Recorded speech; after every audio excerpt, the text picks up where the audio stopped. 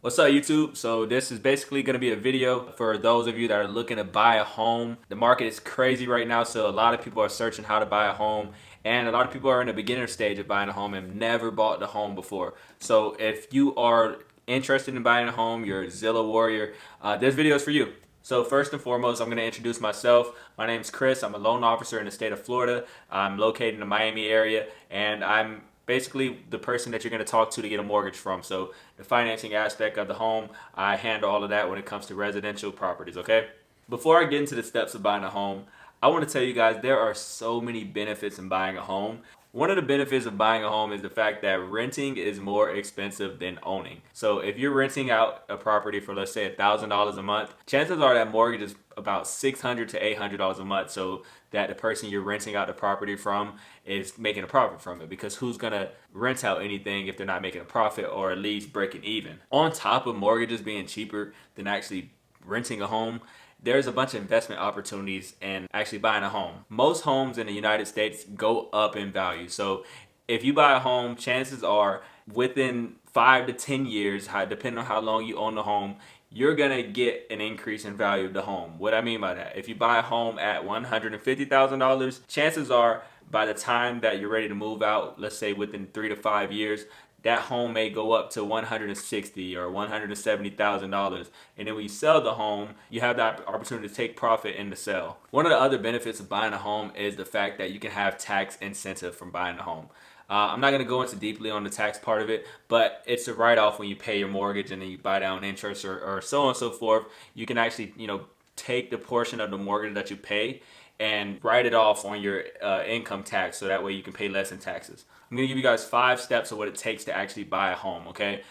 In these 5 steps, I believe that this is the order that you should actually go when it comes to buying a home. I am a mortgage lender myself, so I talk to homeowners all the time, or people that are, looking to buy a home. I've been doing it for a bit, and these are basically the steps that they took to make sure that they get in the home and they don't have any turmoil going on throughout the process. So the first step that you're going to take in buying a home is you're going to actually start to budget.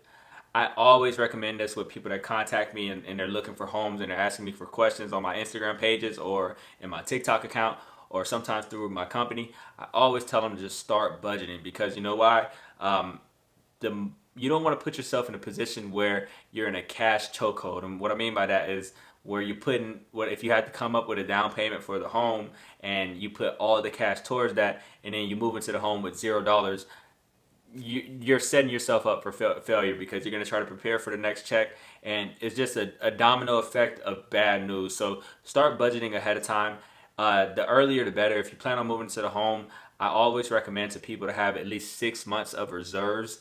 I'd say look at that mortgage calculator in the description that I have below, and then when you do that, you can actually look at the values of the homes in the area and just put in a random number. If you say a $300,000 home, and it'll give you feedback of how much the monthly mortgage payment will be, and then I'd say multiply that number by 6, and then just set some money aside to be able to match that number by the time you get the keys to the home. It's a great idea, and I think it'll work because it'll stop you from getting a situation where you don't have any money for the home. Step number 2.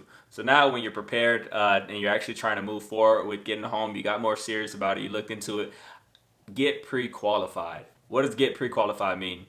Pre-qualified means that you're going to speak to a lender. You're going to basically let the lender know what your income situation is. They're going to look through your credit. It doesn't have to be a hard credit pull. Pre-qualified is just soft pull, which does not affect your credit at all. And then when you do that, they'll let you know if your income, like time span, and your credit is eligible to actually work with the mortgage company. Now, there's 2 differences from pre-qualified and pre-approved, but for now, just worry about getting pre-qualified, because now you'll know whether or not you can actually qualify for a home.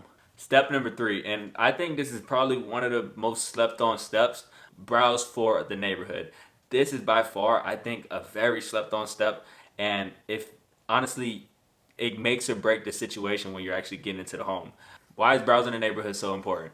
The reason it's so important is because you'll see listings of homes, and then you'll see them, they look so beautiful, and you'll wonder why they're so low compared to the other homes that you've been searching around for. And then if you don't browse the neighborhood, it could have terrible schools. The closest gas station or supermarket be like 20, 30 miles away from the home, and so on and so forth. I think browsing for the neighborhood is super important because you need to find a neighborhood that's going to match your living ability. If you have kids, you need to find a neighborhood that has a good school district. If you are retired and you're looking to buy a home, you need to find a neighborhood that's going to fit. Maybe you don't want a young neighborhood to live in. You need to figure that out because you know what? You can always fix up the home, but you cannot fix the neighborhood, no matter how much money you put in the home. So make sure that you browse for the neighborhood of the home that you're in. So once you browse for the neighborhood and you break down to maybe 3 neighborhoods that you can possibly live in, now it's time to go into step 4. And step 4 is to actually find a real estate agent. So the reason I put find a real estate agent at step 4 is real estate agents are super busy, just like mortgage lenders. So if you don't come to a real estate agent with much information, I mean, they'll help you out to a certain extent, but chances are you'll get the best information from the real estate agent once you actually know what you can provide. Because now when you go and talk to the real estate agent, you'll tell them that you're looking for a neighborhood in this area, you've been pre-qualified, and then you also have money set aside to come up with a down payment.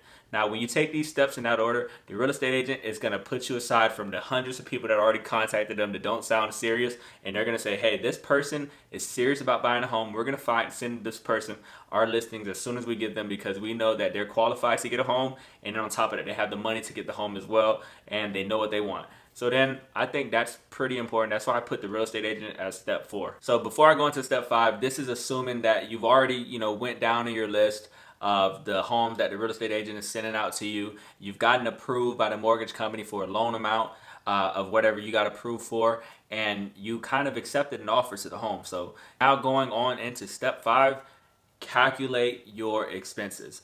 Now, so when you go into the home, a lot of times, I mean, depending on the price of the home that you're in, there's going to be some things that you need to fix in the home. It could be the windows, they're a bit old. It could be the roof needs to be replaced within 2 years. And a lot of times you can actually get some incentive and take that off you can negotiate the offer on the home. But more or less, a lot of these expenses are going to be covered on your end, or just like furnishing the home or putting a new refrigerator or getting a new kitchen, so on and so forth.